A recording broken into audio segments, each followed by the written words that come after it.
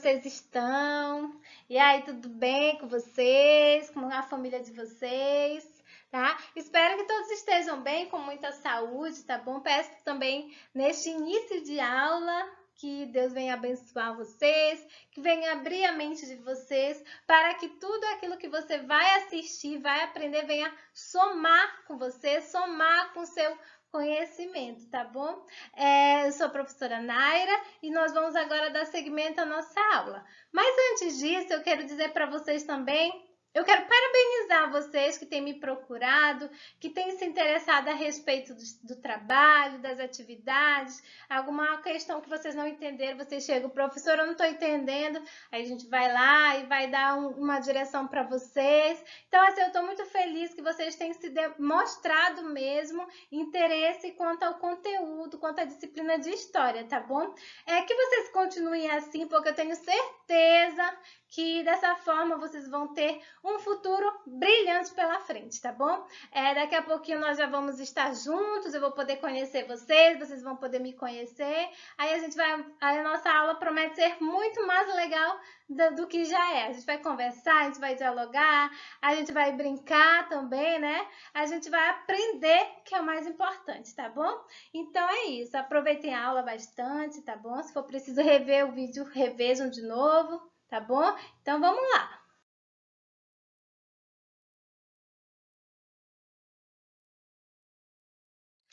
A partir de agora, desse momento, nós vamos estar iniciando mais uma aula da disciplina de História comigo, professora Naira Silva. Então, sejam bem-vindos. O conteúdo que nós vamos estudar hoje é lá da página 28, tá bom? Nós vamos recapitular esse conteúdo que fala sobre a crescente fértil Mesopotâmia e Egito, tá bom? Então, abra aí o livro na página 128, que nós vamos estudar a partir dessa página, certo?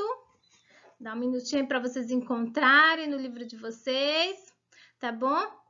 Então, o que nós vamos estudar hoje é essas duas regiões, Mesopotâmia e Egito. Nós vamos conhecer um pouquinho sobre esse lugar onde elas se estabeleceram, onde elas se desenvolveram, que é chamada de crescente fértil, tá bom? Então, aproveitem bastante a aula, anotem tudo que for preciso.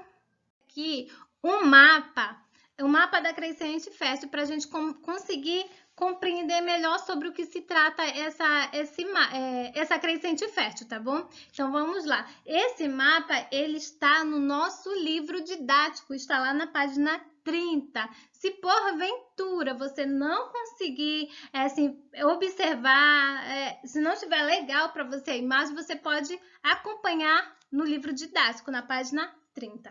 Beleza? Bom, gente, o que é crescente fértil, professora? Crescente fértil, ela é uma região localizada entre o Oriente Médio e o Nordeste africano. Foi na crescente fértil que se desenvolveram as primeiras civilizações, que é a que nós vamos estudar hoje. O Egito e a Mesopotâmia, tá bom? O lugar onde se desenvolveram as primeiras civilizações. Esse nome, crescente fértil, ele é devido às terras da região serem férteis, tá bom? Por isso, ó, fértil, pelas terras da região serem férteis, são terras que são boas para agricultura, para a criação de animais, tá bom? E também ela é importante, esse termo crescente fértil também faz alusão ao formato da lua crescente. Olha só, estão vendo aqui o formato dela, da lua crescente? Por isso que o nome é crescente fértil, tá bom? Então, vamos passar. Eu trouxe aqui conceitos de civilização, tá bom? Alguns eu encontrei, eu achei legal e coloquei, outro eu peguei do livro de vocês mesmo, tá bom? A gente precisa conhecer um pouquinho sobre esse conceito, porque é um conceito que nós vamos utilizar bastante no decorrer da nossa aula de hoje, tá bom?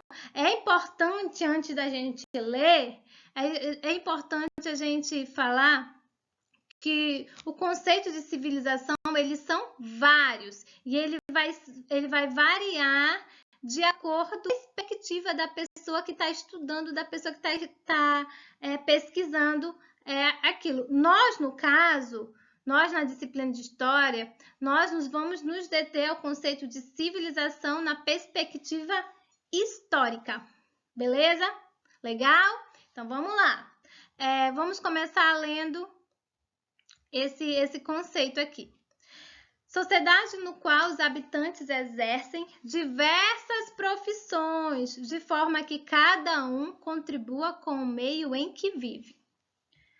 Grupo de pessoas que convivam e se identifiquem como pertencentes ao mesmo grupo, geralmente por terem antepassados comuns. Sociedade que tenha uma produção cultural em comum, sociedade que domine um sistema de escrita, que está lá na página 29. Então, gente, civilização. Vamos entender essa palavra.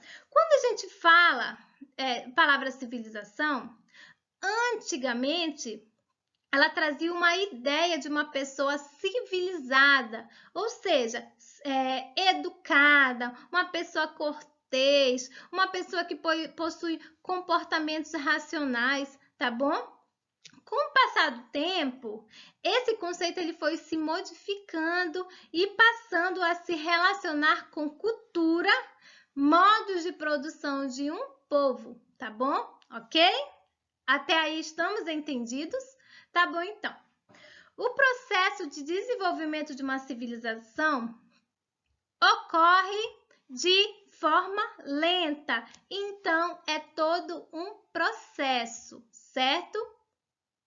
Em uma civilização, nós podemos encontrar vários tipos de produção, como nós falamos aqui. Habitantes exercem diversas profissões, de forma que cada um contribua com o meio em que vive. Então, assim, numa civilização, nós podemos encontrar vários tipos de profissões. Quais são as profissões? Bora lembrar lá. Barbeiro, artesãos, construtores, comerciantes, burocratas, o que mais? Vão lembrando aí. Soldados, agricultores, tá bom? Então, assim, a gente já conhece um pouquinho sobre civilização, para a gente poder dar início agora ao nosso conteúdo. Trouxe aqui um outro mapa, o mesmo mapa na realidade, mas que vai falar um pouquinho também sobre os rios, tá? A gente tem que falar sobre os rios dessas duas regiões que são fatores muito importantes para o desenvolvimento dessas civilizações, tá bom? Aqui nesse balãozinho, deixa eu ativar o laser, aqui nesse balãozinho fala sobre a Mesopotâmia.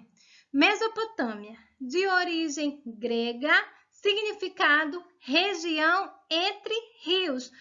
Por quê? Cadê a Mesopotâmia? Vamos encontrar ela aqui no mapa. Olha só, aqui está a Mesopotâmia.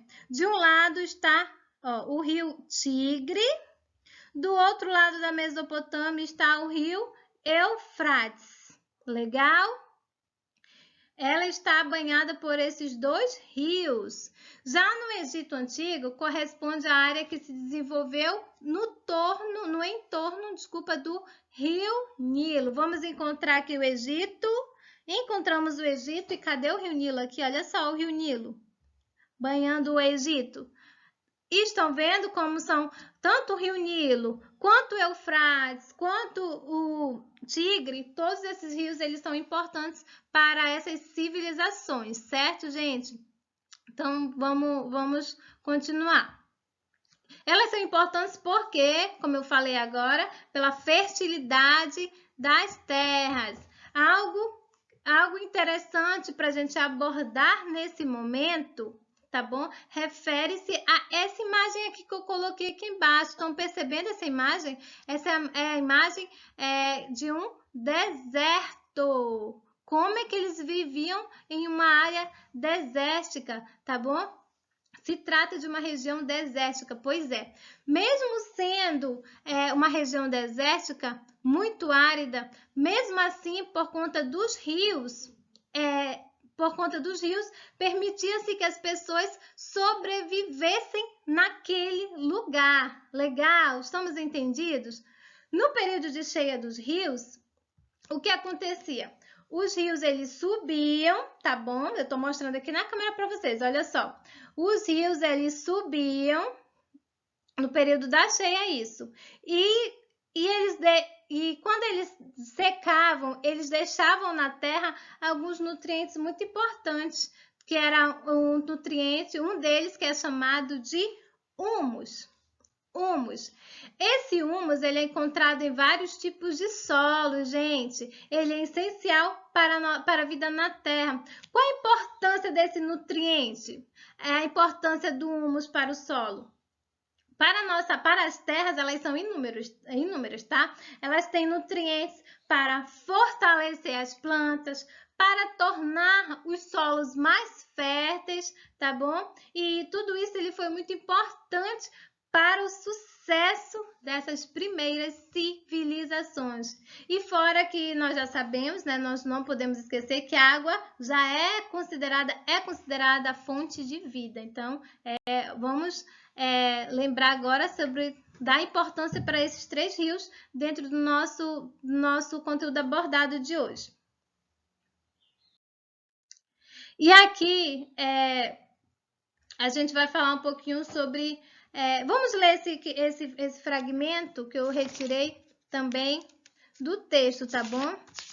Eu tirei aqui do texto, que diz assim: a civilização mesopotâmica diferiu da egípcia em muitos aspectos fundamentais, como o rio Tigres e Eufrates. Ao contrário do Nilo, apresentavam cheias irregulares, olha só, cheias irregulares, e às vezes até desastrosas. Os mesopotâmicos, diversamente dos egípcios, não podiam encarar a natureza com confiança. Olha aí os mesopotâmicos. A gente pode entender o que com tudo isso? Que as cheias dos rios Tigre e Eufrates traziam muitos benefícios, sim, para o desenvolvimento daquela região. Porém, também tinha o outro lado, também traziam, sim, consigo prejuízos, problemas, tá bom? Por quê? Porque as cheias nesse período, elas eram inconstantes, elas eram irregulares. Então, assim, elas não tinham o período certo para iniciar e não tinham o período certo para terminar, elas eram inconstantes. Contudo, essa inconstância, essa irregularidade das cheias acabou desenvolvendo o quê? Vamos ler aqui. Os povos que viveram no Egito Antigo e na Mesopotâmia foram responsáveis pelo aprimoramento de importantes conhecimentos nas áreas da engenharia, da física e da matemática. Então, olha aí, tudo isso influenciou o desenvolvimento tecnológico, pois começaram o quê? Começaram então a construir barragens, viram na necessidade de construir diques, de construir canais, tá bom? Só lembrando rapidinho que barragens era uma estrutura criada para conter a água, tá bom? E para reservar água também no período da seca, né? Eles precisavam de água. Então, assim, isso aqui foi um pouquinho sobre que eu trouxe para vocês. Eu achei muito curioso, tá lá no nosso livro também, achei curioso e eu achei legal abordar com vocês. Vamos continuar. Bom, aqui nós estamos vendo sobre a sociedade do Egito. Vamos ler então comigo? Olha só, antes da gente pontuar isso que eu coloquei, é muito importante a gente conhecer um pouquinho das sociedades que se formaram nessa crescente fértil, tá? Na crescente fértil, as sociedades elas eram hierarquizadas. O que significa isso, professora? Que era uma sociedade onde existia uma relação de poder, ou seja, cada indivíduo que compõe aquela sociedade possui uma posição social. Vejam bem, existem as camadas mais ricas, que eram as camadas poderosas, e existem também as camadas mais pobres, tá bom? Assim como era na sociedade aqui no Egito, onde a gente vai verificar quem eram essas pessoas dessa sociedade, tá bom? Primeiro, lá em cima, nós temos o faraó e sua família, tá aqui, tem aqui a imagem do faraó. Faraó era quem governava o Egito. Ele era reconhecido como um deus como um deus naquele lugar, tá bom? Por isso ele tinha todos os poderes políticos, tá bom? Também tinha poderes religiosos. Não existia nenhum tipo de eleição para ser escolhido faraó, pois o trono era passado de pai para filho, tá bom? Faraó era um governante que tinha amplos poderes naquela região, naquele território egípcio, certo? Graças aos poderes a ele investidos, aos poderes dados ao faraó, ele poderia colocar a maioria da população sob o seu comando de sistema de trabalho servil. Então, todas as pessoas trabalhavam para ele e para sua família, tá bom? Eu pontuei também aqui outra camada dessa sociedade do Egito, que são os sacerdotes, certo? Cadê? Eu coloquei aqui uma figura de sacerdote, tá aqui. Uma figurinha de um sacerdote, tá bom? Os sacerdotes, eles estavam logo abaixo do faraó, tá bom? Eles eram responsáveis pelo quê? Por organizar os rituais, organizar as festas, tá bom? Eles estavam totalmente ligados às atividades religiosas. Os sacerdotes também, eles tinham uma outra função, que era administrar, olha só a importância deles, administrar todos os bens que eram oferecidos aos deuses, tá bom? Então, dessa forma, a gente consegue perceber que eles acabavam acumulando uma grande quantidade de materiais. Também aqui tem os militares, funcionários do governo, entre eles militares e escribas. Eu coloquei aqui só apenas a foto, deixa eu ver se coloquei. Eu coloquei a foto dos escribas aqui, tá bom? E aqui também tem os soldados, olha aqui, os soldados e os escribas, tá bom? Gente, o que os militares e os escribas? Eles eram chefes militares que eram responsáveis, a gente tá falando dos militares, tá? Chefes militares que eram responsáveis pela segurança do território egípcio. Já os escribas, eles eram responsáveis pela escrita egípcia. Por isso que nessa imagem que vocês estão vendo aí, tá aparecendo um escriba sentadinho com algo na mão, como se estivesse escrevendo, não é mesmo? Tá bom? E os escribas, eles registravam toda a vida do faraó e tudo que ele fazia durante todo o seu dia, todos os acontecimentos daquele lugar, daquela região. Eles iam lá e registravam e passavam para o faraó tudo o que estava acontecendo, tá bom? Como eles também sabiam a parte a questão da escrita e tudo, eles acabavam sendo responsáveis em registrar os impostos também. Também aqui nós temos os camponeses, eu coloquei aqui imagens dos camponeses trabalhando, tá bom?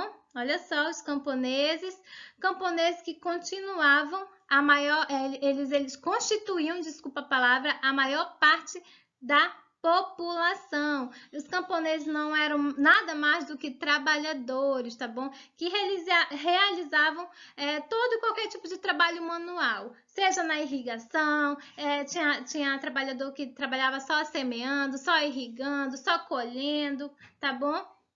E armazenava alimentos que eram plantados. Esses camponeses também prestavam serviços aos templos, tá? E da última camada aqui nós temos os escravos, que eu coloquei aqui embaixo. Olha que os escravos trabalhando, tá bom? Os escravos, eles eram pessoas que eram presos de guerra, tá bom? Eram presos de guerra, eles trabalhavam nos serviços mais pesados, como as pedreiras, eles viviam de forma precária, mas, porém, eles tinham alguns direitos, que era assim, eles poderiam casar com pessoas livres, possuir bens, eles podiam adquirir bens, poderiam testemunhar, tá bom? Então, esses eram a sociedade do Egito. E nós já estudamos a sociedade do Egito, agora nós vamos estudar um pouquinho, conhecer um pouquinho como era essa divisão na sociedade da Mesopotâmia, tá legal? Então acompanhem comigo, tá bom? Antes da gente começar a discutir um pouquinho sobre isso, tá? A gente precisa compreender que a sociedade na Mesopotâmia, ela era dividida em castas, ou seja, o que significa isso? Eu não sei se vocês já tiveram contato com essa palavra. O que é castas, professora? Castas é quando não é permitido a mobilidade social.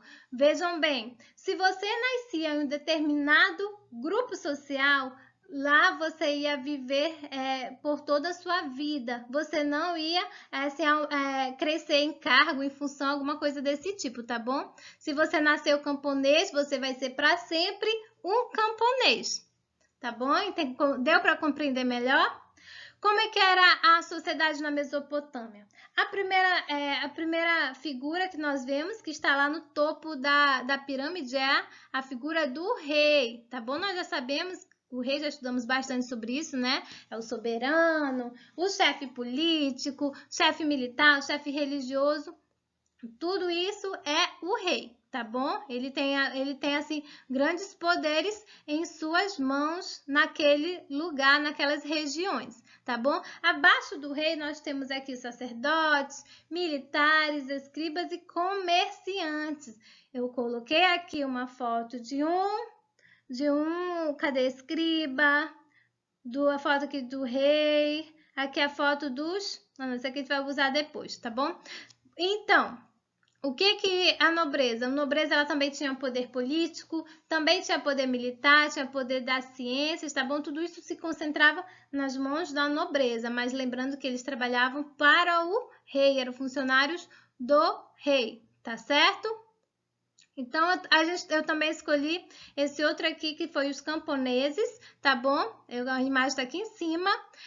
Os camponeses, eles eram encarregados da produção de alimentos, gente, da produção de alimentos, sendo obrigados a entregar grande parte da sua produção ao rei. Ele entregava para o rei em forma de tributos. Tá bom? Eles também trabalhavam em obras, em construções, assim como os escravos também, tá bom? Aqui eu coloquei aqui uma imagem dos escravos, tá? Os escravos eram povos que eram ou derrotados de guerra, ou eles eram algum criminoso, tá bom?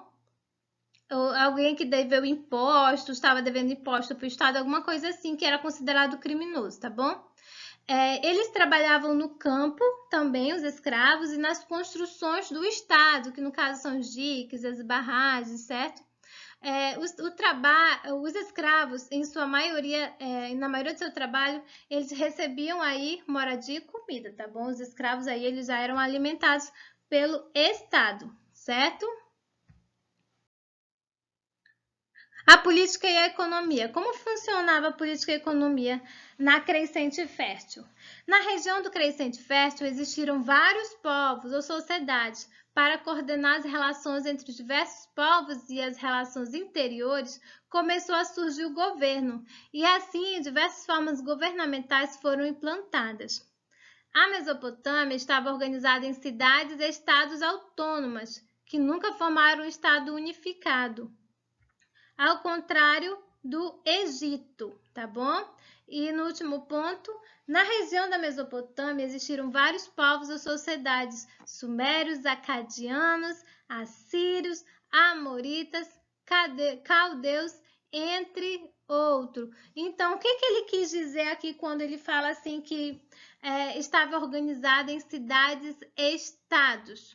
Quando cada cidade ela é independente uma da outra. Estão me entendendo?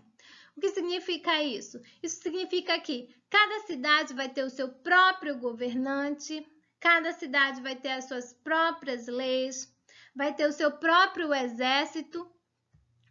E outra característica também da cidade-estado é que nela vai haver profissionais diversos, como nós já vimos aqui no slide passado, né?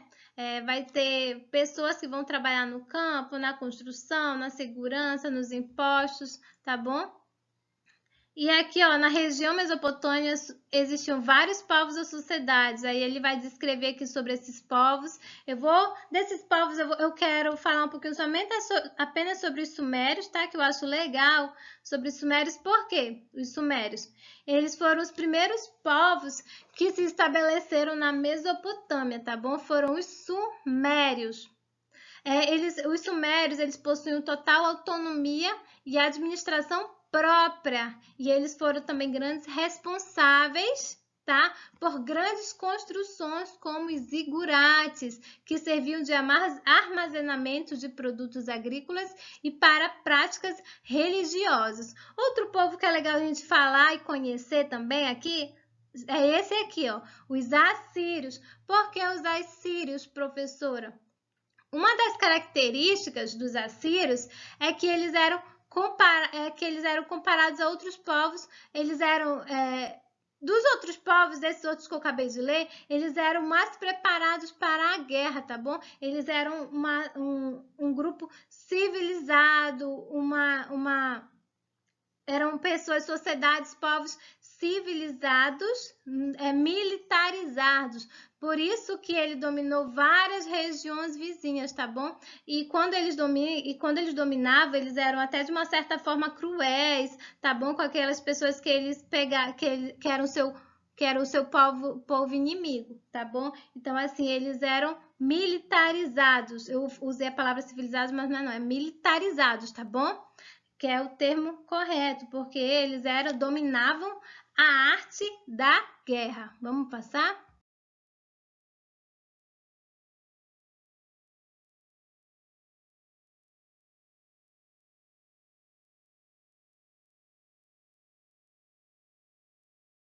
É apenas uma ilustração que eu coloquei, tá bom? Para vocês verem todas as profissões que eram exercidas, né? Na civilização no Egito Antigo, tá bom? Essa imagem ele está no nosso livro. Deixa eu procurar aqui para vocês para dizer qual é a página que está. Está lá na página 34 e na página 35, tá bom? Aí vocês podem ler com calma essas janelinhas aqui. Cadê? Essas janelinhas aqui vocês vão ler. Olha aqui os escribas, tá bom? Os navegadores, o pessoal trabalhando olha aqui fazendo a abertura de canais, certo? Então, a gente consegue, nos construtores, seguranças, tá bom? Então, a gente consegue ver vários tipos de profissões nessa imagem. Então, olhem lá nessa página, olhem de um por um, leiam de um por um. Eu super gostei, a imagem é muito legal, bem grande. Aí, no que diz respeito à cultura da Mesopotâmia e no Egito, nós vamos agora conhecer um pouquinho sobre as figuras, tá bom? Que representavam a cultura desse povo. Nós temos aí a figura do rei, ou Patese, também chamado de Patese, que era o chefe político, religioso. Ele era considerado como se fosse um deus, o representante de um deus aqui na Terra, tá bom? Na Mesopotâmia, eles eram politeístas, né? Eles acreditavam em vários deuses, tá bom? Por esse motivo, assim, eles tinham uma forte ligação com os fenômenos naturais, por isso que para cada fenômeno, como a chuva, como o sol, tá bom? Para qualquer coisa desse tipo, eles tinham um Deus que era próprio, tá bom? Então, assim, se porventura acontecesse algo, por exemplo, acontecesse uma inundação, uma cheia muito violenta, então, eles acreditavam que foi pelo fato daquele Deus, daquele determinado Deus, não estar se agradando deles, tá bom? Então, tudo que acontecia, eles relacionavam a um Deus. E aqui no Egito, nós temos a figura do faraó. O faraó que é considerado um Deus vivo, tá bom? Se ele era um Deus vivo, então ninguém poderia contestá-lo. Já pensou você querer contestar, você ir contra um Deus? Porque Faraó, aí ele é visto como um próprio Deus, a encarnação do Deus Horus, tá bom? Tanto aqui na Mesopotâmia quanto no Egito, o império ele era teocrático, o que significa governo divino, tá bom? Qual o significado da morte na Mesopotâmia e no Egito? Os dois eles tinham um significado religioso, tá bom? Mas aqui na Mesopotâmia, os restos mortais, o que eles faziam? Eles eram colocados em vasos de cerâmicas e eram enterrados no cemitério. Mas para os egípcios, a morte ela tinha um significado muito mais religioso, tá bom? Eles acreditavam que a morte era uma passagem, onde a alma daquela pessoa ia se desprender do seu corpo, tá bom? Era como se aquela alma, eles preparassem aquela alma para viver uma outra vida. Viram aí um pouquinho sobre a cultura dessas duas civilizações? Nós também temos aqui o código de Hammurabi, tá bom? Tem gente que fala Hammurabi, tá bom? O que é esse código? Ele é um conjunto de leis que foi criado pelo imperador babilônico Hammurabi. Esse é um documento dos mais antigos da história humana, tá bom, gente? Nele tem o quê? Tem registros de leis, registros de deveres. Ele é conhecido até hoje pelaquela famosa frase, olho por olho e dente por dente. O que significa dizer isso? Que a sentença para uma pessoa que cometeu um crime vai ser de acordo, vai ser proporcional com o que ela cometeu. Vejamos bem, vamos entender então melhor. Se uma pessoa acusou alguém de um crime, sem ter provas nenhuma, aquela pessoa que acusou vai ter que ser morta. Se eu furei o olho daquela pessoa, tá bom? Então eles vão vir e vão furar o meu olho também, tá bom? Por isso que é olho por olho e dente por dente. Na escrita a gente vai apenas ler, tá bom? Na Mesopotâmia surgiu a escrita cuneiforme. Cadê? Era gravada em argila cunha, tá aqui, ó. Deixa eu colocar aqui. Isso aqui é a da Mesopotâmia, tá? Surgiu a escrita cuneiforme, era gravada em argila com uma cunha. A escrita era baseada em símbolos e surgiu por causa da necessidade de controlar os recebimentos dos impostos. Já que os egípcios, tá aqui a imagem, eles desenvolveram a escrita hieroglífica, termo de origem grega que significa gravura sagrada. Para fazer esse registro, passaram a fabricar o papiro, tá bom? Então, esse aqui foi um pouquinho do que a gente aprendeu sobre essas duas civilizações. E agora, neste momento, nós finalizamos a nossa aula de história, tá bom? Tem muitas outras coisas que a gente poderia ter falado, mas o tempo ele não nos permite, tá bom? Então, obrigado pela participação de vocês. Fique com Deus, que Deus abençoe todos vocês. Um beijo da professora Naira e tchau, tchau!